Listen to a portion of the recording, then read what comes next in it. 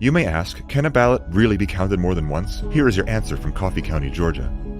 Can you scan a ballot more than once? I've just done it. I'm talking about That's you the just, same batch that she's been doing. you just keep scanning them. If you I just kept scanning that same. like, you just keep some. I just scanned the same batches that y'all just voted. I never got any more until that one. I don't know why they approve such a system. Ruby allegedly posted this later on social media. Of course, the mainstream media calls this misinformation, and most references to these videos have been deleted from internet search results. Apple News the morning of the election sent out a push message to Apple News subscribers that elections are secure. So if it's true that election fraud is rare, what about Raquel Rodriguez? She was recently arrested for election fraud in Texas because of overwhelming video evidence incriminating herself that she was harvesting ballots for pay. The top ticket to get votes for Eager Biden. How many votes do you think you can deliver for us? At least 5,000. And what are we looking at as far as how much that's going to cost? For the entire team that I'm looking at 55,000. So $55,000 for 5,000 votes, top the ticket, Eager Biden.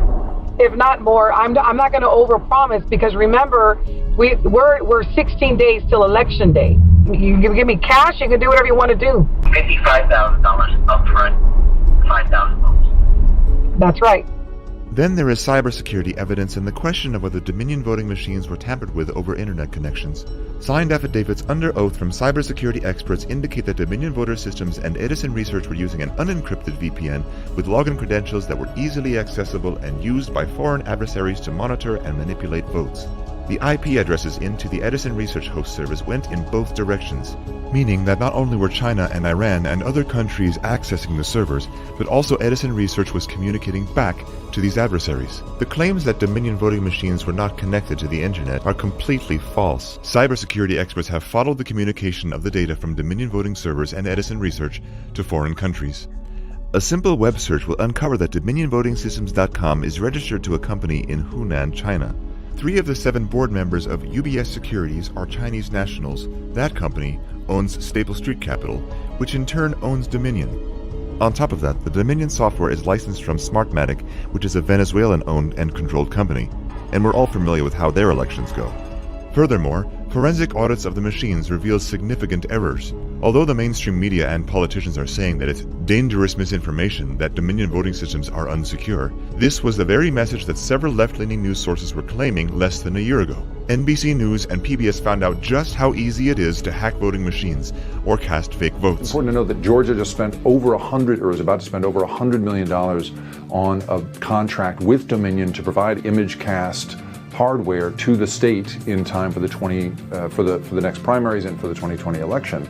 And yet here these kids were who had opened it up. They said, look, you can pop the front off of it, and here's a port you can get into right here. That's easy. All kinds of stuff that you could certainly do within 6 minutes behind a curtain, much less if you had extra time, because any of these were connected to the web, as we discovered a couple of days before. So many of them are. Despite opposition and attacks, election security experts were able to audit Dominion voting machines in Antrim County, Michigan, revealing unusually high error and adjudication rates. What does that mean? According to the report, Dominion Voting Systems is intentionally designed with inherent errors to create systemic fraud and influence election results. Ballot errors are sent to adjudication, which means the vote can be decided by an election worker where there is no oversight, no transparency, and no audit trail. We've scanned 113,130 as of moments ago. We've adjudicated 106,000 plus of those. Experts identified an error rate of 68.05%, which is far above the Federal Election Commission guidelines of 0.0008%, or 1 in 250,000. Although vote adjudication logs are available for prior election years, suspiciously, all the logs for the 2020 cycle were missing. Moreover, all security logs prior to 11:03 p.m. on November 4th are also missing. If that's not enough, the election event designer log shows that the Dominion image cast precinct cards were reprogrammed on October 23rd and again on November 5th, which violates the Help America Vote Act, which includes a 90-day safe harbor period that prohibits changes to election systems, registries, hardware, and software updates without undergoing recertification. Even if skeptics and critics persist that these issues are inconsequential, they should be willing for forensic audits to take place for transparency, yet they have viciously attacked attempts to review logs. Why is that if there's nothing to hide? Election officials in Maricopa County, Arizona have even ignored subpoenas for release of election data and Dominion machine audits until after the inauguration. Then there's the mass influx of unsolicited mail-in ballots. The key word is unsolicited. In other words, people receiving ballots they never asked for. Politicians use the coronavirus to push mass mail-in ballots and extending the time to receive those ballots till many days after the election. There are many reports of people who voted in person also receiving multiple unsolicited ballots in the mail. People who did not send in a mail-in ballot denied in-person voting because they were told they had voted already by mail when they hadn't. This opened up chaos in the system and uncertainty as to who actually voted. Additionally, signature verification requirements were slackened in many states, adding even more uncertainty. In fact, the Pennsylvania Secretary of State unilaterally removed legislative signature requirements for mail-in ballots.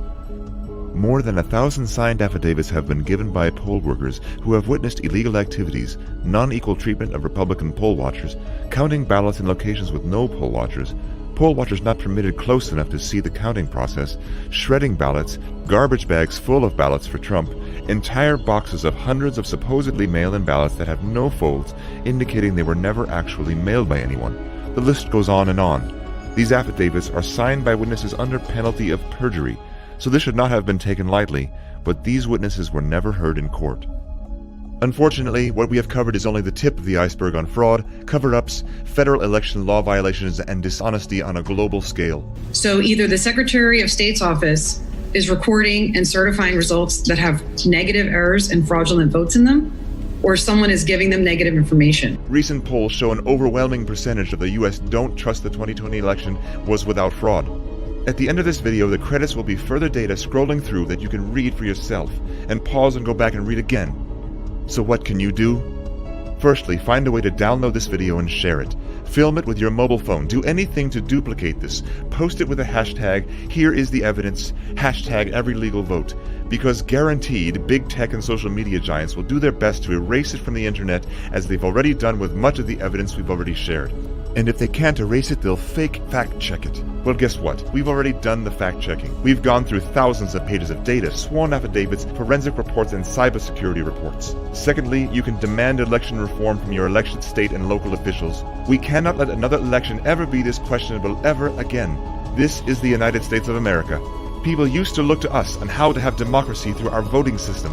2020 was a complete sham, and it cannot ever happen again.